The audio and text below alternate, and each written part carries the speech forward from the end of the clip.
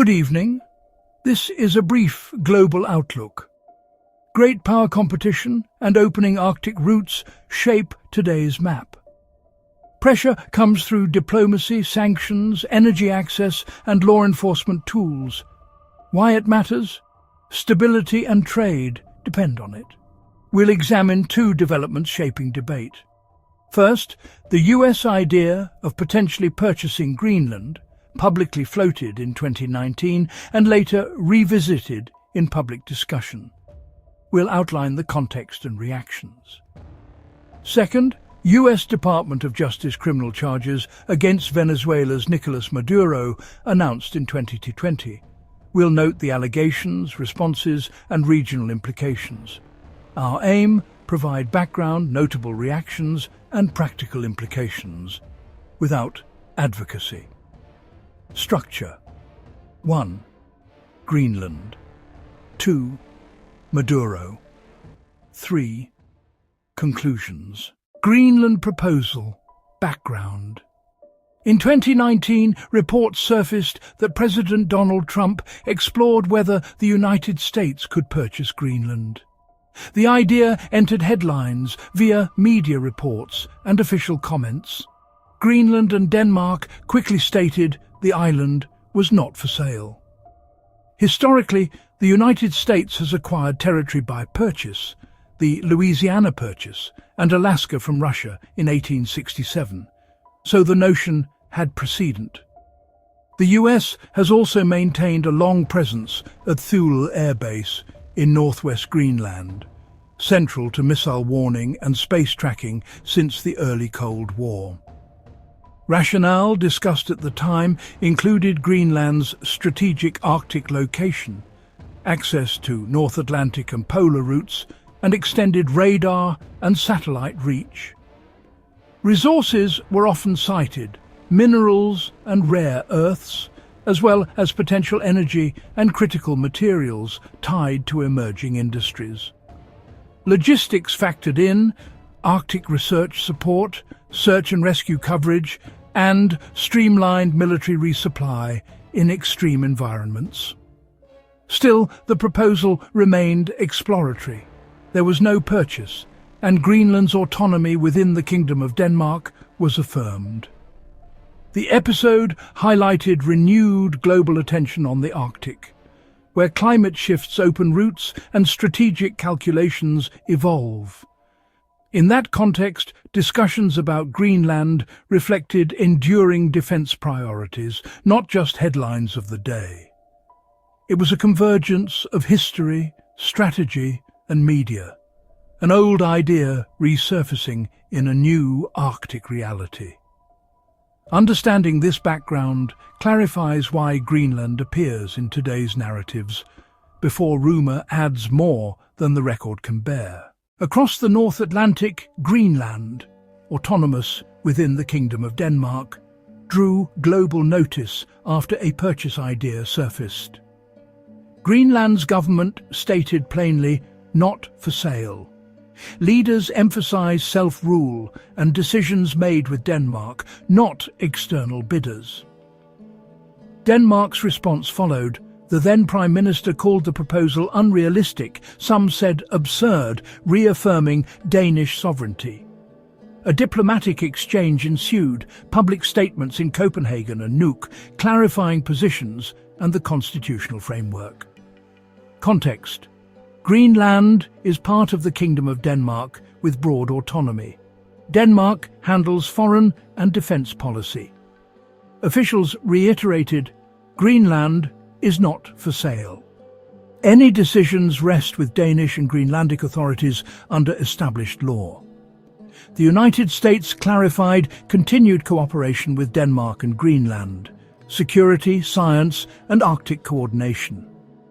Despite disagreement on the idea, day-to-day ties continued. Defence coordination, research projects and dialogue. Headlines spiked, then settled into record. Clear statements from Nuuk and Copenhagen, positions on the public record. The governance reality stood firm, an autonomous territory within Denmark, not a commodity. Officials rejected purchase framing. Focus returned to existing agreements and consultations inside the kingdom's framework. Key points: Greenland's autonomy, not for sale, and Allied cooperation continuing in the Arctic. As attention grew, the message stayed consistent. Policy rests with Denmark and Greenland. Reactions were public, on the record, and clear. Greenland, vast, autonomous, stark, sits where sea lanes, resources and radar reach converge as the ice thins. Analysts fixate on choke points like the Guyuk Gap and North Atlantic lanes, gateways between the Arctic and Atlantic. Early warning and surveillance matter here. Long-range radar, satellite tracks, and the long-standing US presence at Thule Guard polar trajectories. Around and beneath the ice lie hydrocarbons, rare earths, and rich fisheries. Valuable, yet costly, uncertain, and constrained by environment. Climate change opens windows for transit, the Northern Sea Route, and at times the Northwest Passage, drawing in more states and investment. Online, this morphs into claims of covert annexation. No evidence supports a secret purchase or hidden bases. These remain unverified speculation. The policy logic is plainer. Strategic competition, supply chain security, and basing and access with North Atlantic allies. A single offhand Washington remark can spike headlines, yet rhetoric alone does not equal strategy. Fragments, maps, drills, and contracts are stitched into a dramatic collage that feels urgent and misleads. What's real? Broader US, European and Asian interest in sea lanes, sensors and climate impacts. What's not? A hidden race to seize Greenland. Public discussion resurfaces periodically, but no purchase has occurred. Label it precisely. Rumor, not fact. Nicolás Maduro, US criminal charges. In March 2020, the US Department of Justice announced indictments. Allegations include narco-terrorism, drug trafficking, and corruption-related offences alleged. Prosecutors charge Maduro and several associates in US federal courts, outlining a long-running criminal conspiracy. The United States offered rewards for information leading to arrests. Maduro has denied the accusations, and the Venezuelan government has publicly rejected the charges. These are allegations in US cases. Defendants are presumed innocent unless proven guilty in court. This summary reflects the Department of Justice filings and announcements. Cite institutions, not rhetoric, official DOJ documents and press releases. March 2020. DOJ press materials outline the charges and rewards. Maduro denies them, and Caracas contests the US actions.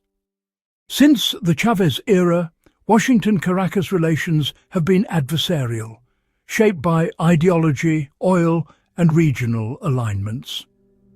Over the 2010s, US sanctions widened, from targeted officials to financial measures and oil-related restrictions, citing governance and human rights concerns.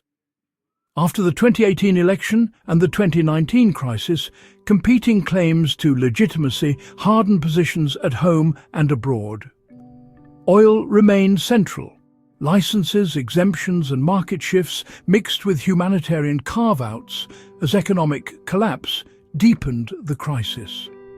Periodic talks, often mediated internationally, sought electoral guarantees, sanctions relief and humanitarian steps.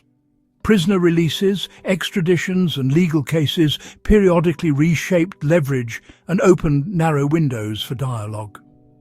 Online, each sanction, speech or court filing is recast as proof of a hidden design, often outpacing verification.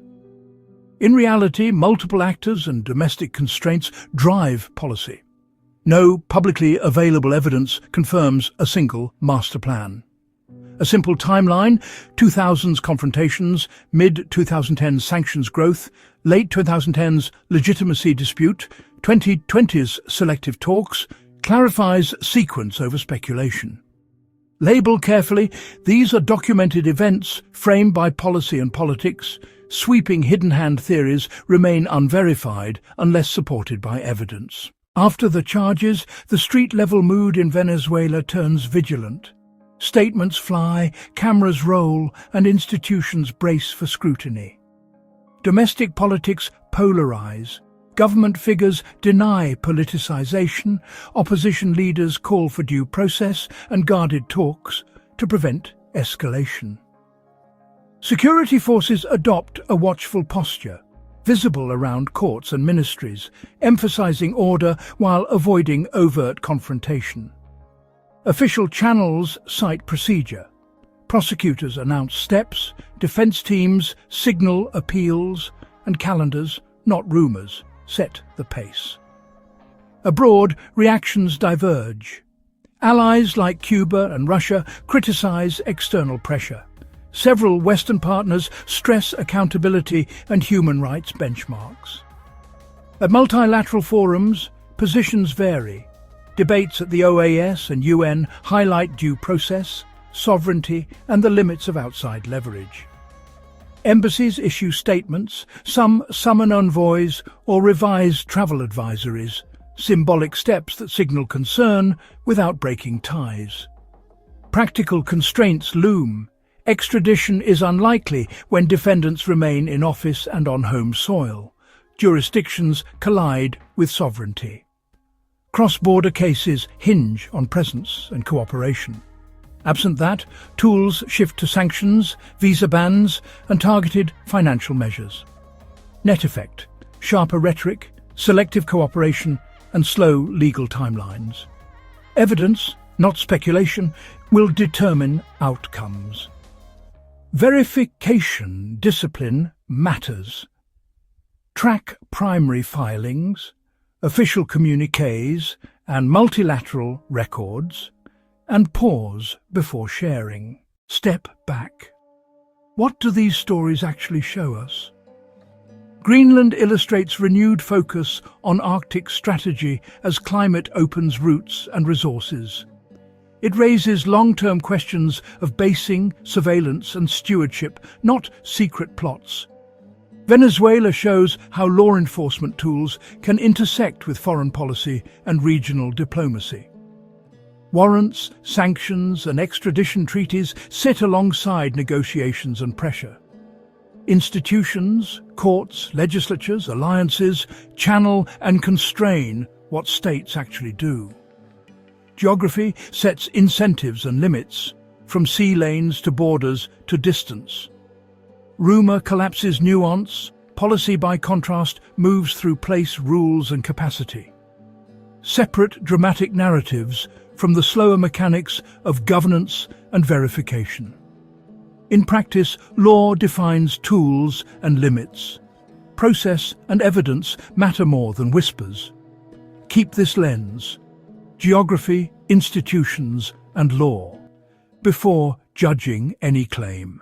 We have walked through whispers and digital shadows. Now, looking ahead, we face the world as it is.